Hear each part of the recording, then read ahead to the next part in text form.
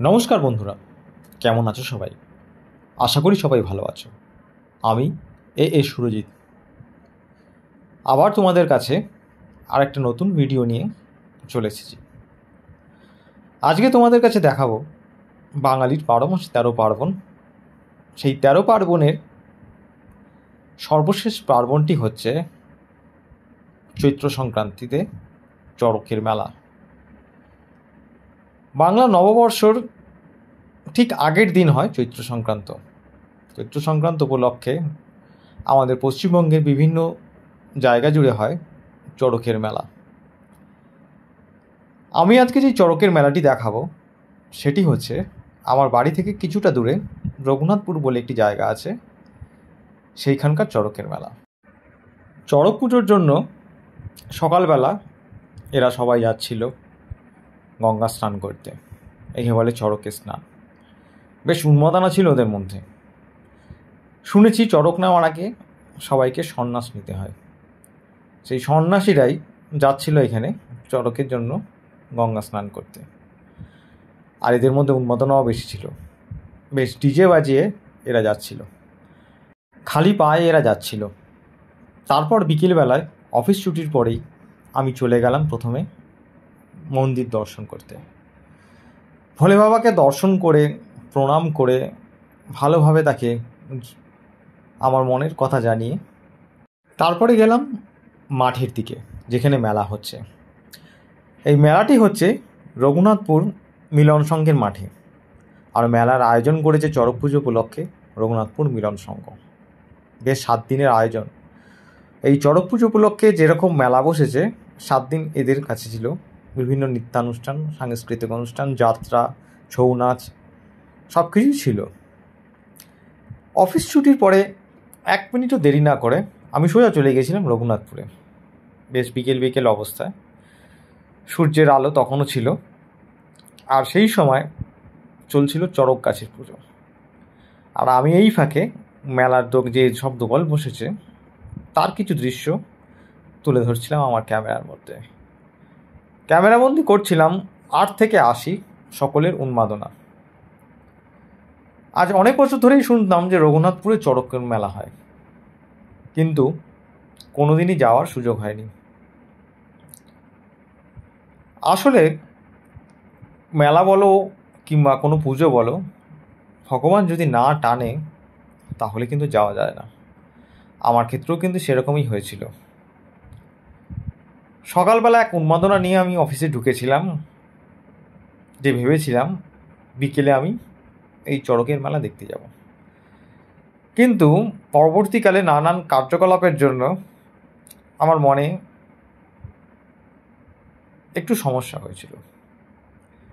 ভেবেছিলাম যে আজকে আর মেলা দেখতে যাব না।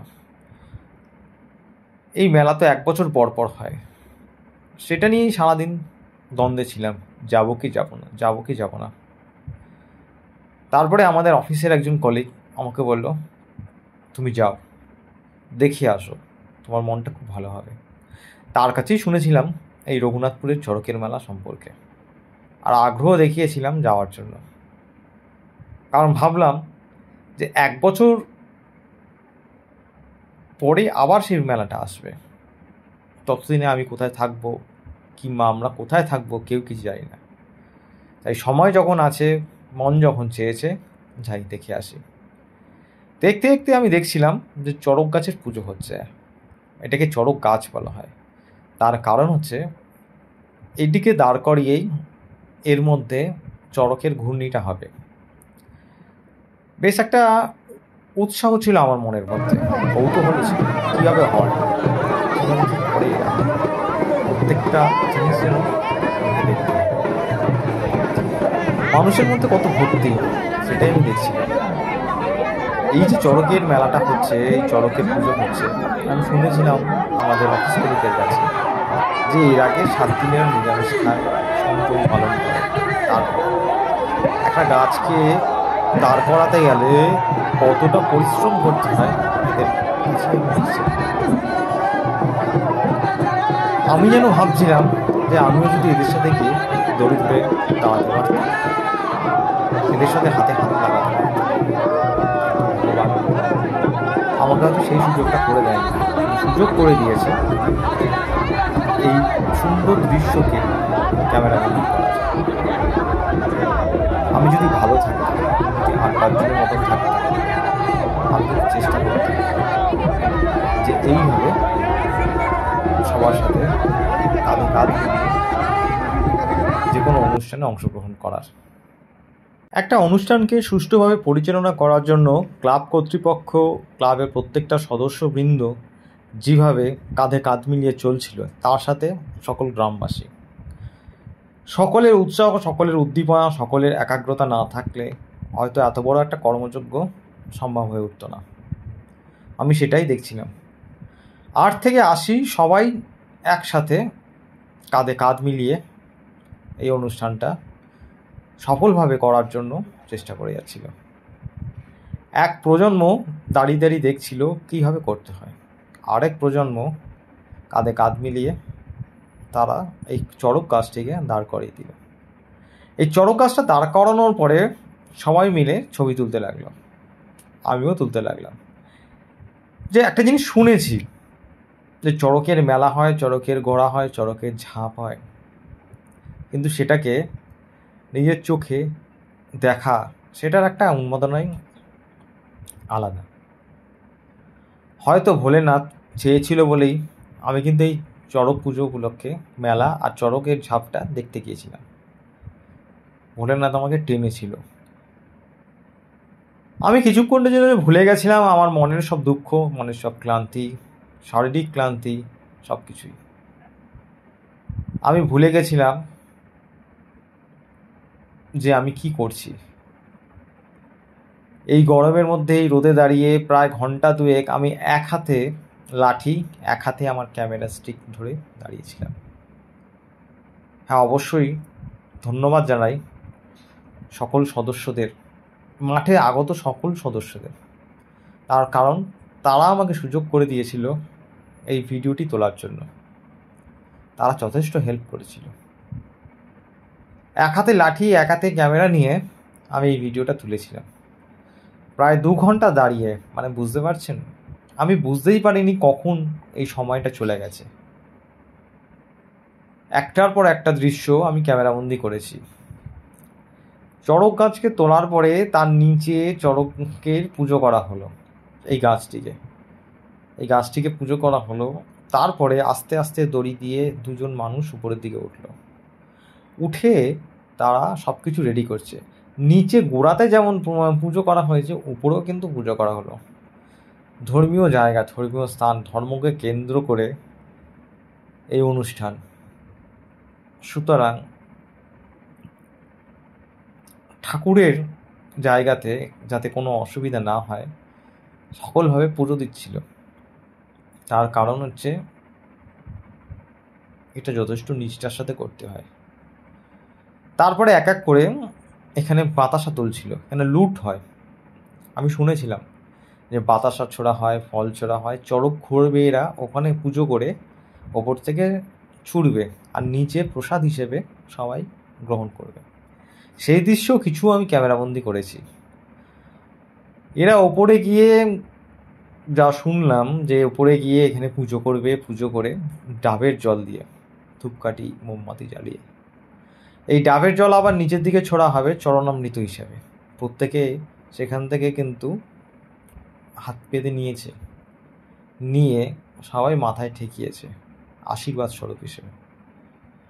আমার যে অফিস কলিগ আমাকে আমন্ত্রণ করেছিল যে এই মেলাটি দেখার জন্য, চড়ক দেখার জন্য, সেও আমার সঙ্গে গিয়েছিল। সে আমাকে ওই ডাবের জলের কিছু অংশ আমার মাথায় বুলিয়ে দিয়েছে আশীর্বাদ স্বরূপ হিসেবে। খুব মজা লাগছিল। ভাবছিলাম যে সমস্ত দুঃখ গ্লানি ভুলে আমি যেন ওদের সাথে একাত্ম হয়ে গেছিলাম। আমি আমার সকল দুঃখ কষ্ট সব ভুলে গেছিলাম।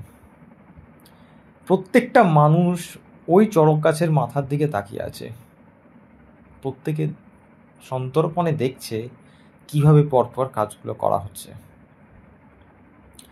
কিভাবে করা হচ্ছে প্রত্যেকটা জিনিস। এটাই হয়তো আমাদের ধর্মীয় রীতিনীতি। আমরা কেন বলি যে 12 মাসে 13 পার্বণ। এই পার্বণগুলো আছে বলেই আমরা হয়তো আজ বেঁচে আছি, সাংস্কৃতিক সভ্যতা আমাদের বেঁচে আছে। না হলে আমরা হয়তো অন্য জগতে চলে যেতে পারতাম। এখন অনেক রীতিনীতি কমে গেছে, মানুষ এখন আর সেইভাবে আমাদের ধর্মীয় সংস্কৃতি রীতিনীতিকে মেনে চলি না। পূর্বপুরুষরা যারা আমাদের করে গেছিল নিয়ম নীতি, সেগুলো আমরা মেনে চলি না। আমরা সকলেই আজকে মডার্ন। কিন্তু এই যে পুজো, এই যে রীতিনীতি, এর মধ্যেও কিন্তু সায়েন্টিফিক নিশ্চয়ই কিছু কাজ আছে, আমি মনে করি। অবশ্যই বাকিটা হয়তো আপনাদের মতামত, আপনারা বলবেন কিন্তু আপনাদের মতামতটা কি। আমার বেশ ভালো লাগে এই ধর্মীয় স্থানে যেতে, ধর্মীয় রীতিনীতিকে সবার সামনে তুলে ধরতে, কারণ এই রীতিনীতিগুলো ধীরে ধীরে কিন্তু লুপ্তপ্রায় হয়ে যাচ্ছে আমাদের সমাজ থেকে। আমরা এখন আমোদ প্রবোধ করতেই সবসময় ব্যস্ত হয়ে গেছি, ত্যাগ স্বীকার করতে আমরা ভুলে গেছি। সকাল থেকে এরা এই অনুষ্ঠানটি শুরু করেছিল, আর আমিও গিয়েছিলাম পড়ন্ত বিকেলে। একদিকে দেখছি সূর্য অস্ত যাচ্ছে, আরেকদিকে এই পুজোর তোড়জোড় চলছে। এক এক করে পুজো আশ্রা উপরে বসে বসেই সবাই করছে, দুজন মানুষ করছে। বেশ ভালো লাগছিল। কতটা রিস্ক, প্রায় 2তলা 3তলা বাড়ির সমান উঁচু হয়ে তারাই পুজোটা করছে। তারা কতটা রিস্কের সাথে উপরে বসে আছে।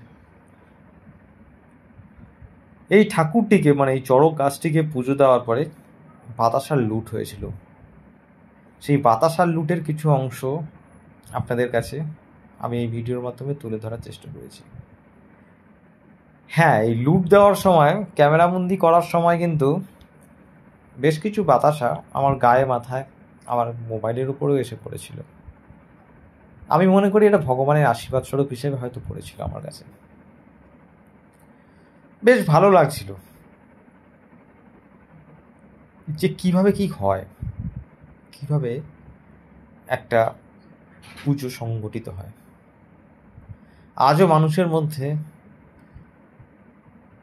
এইসব জিনিস করার আগ্রহ, প্রবণতা আছে। নতুন প্রজন্মকে তো দেখাতে হবে, নতুন প্রজন্মকে শেখাতে হবে আমাদের ধর্মীয় রীতিনীতিকে। সেটাই আমি তুলে ধরার চেষ্টা করেছি আপনাদের কাছে। প্রথমে ছোড়া হয়েছিল বাতাসা, তারপরে ছোড়া হলো তরমুজ, তারপরে ছোড়া হয়েছিল পেয়ারা, কলা, শশা প্রসাদ হিসাবে। সবাই বেশ মজা সহকারে কিন্তু নিচ্ছিল, উড়ে উড়ে পড়ছিল ওপর থেকে। কার মাথায় গিয়ে পড়বে কেউ কিন্তু জানে না, তবুও সবাই এক উন্মাদনার মধ্যে ছিল। বেশ ভালো লাগছিল। আপনাদের ওখানে চড়ক মেলা যদি হয় অবশ্যই কিন্তু আমাকে বলবেন, কমেন্ট করে জানাবেন। আমি এই চড়ক মেলার পুরো অংশটা হয়তো একটা ভিডিও দেখাতে পারিনি, কারণ অনেক বড় হয়ে যাবে। আমি দুটো অংশে আপনাদের কাছে এই রঘুনাথপুরের চড়ক মেলাটা তুলে ধরার চেষ্টা করব। তার জন্য কিন্তু অবশ্যই আপনাদের সহযোগিতা দরকার, কারণ আমার ভিডিওগুলোকে আপনারা অবশ্যই দেখবেন, কমেন্ট করে জানাবেন, শেয়ার করবেন, তাহলে কিন্তু আমি উৎসাহ পাব ভিডিওগুলো করার, ভিডিওগুলো দেখানোর। ধর্মীয় রীতিনীতি, সামাজিক সভ্যতার, সামাজিক রীতিনীতি সব কিছুকেই। সবার শেষে বলবো, please subscribe my YouTube channel and like my Facebook page. বেশি বেশি করে কিন্তু কমেন্ট করবেন, আর কেমন লাগলো অবশ্যই জানাবেন।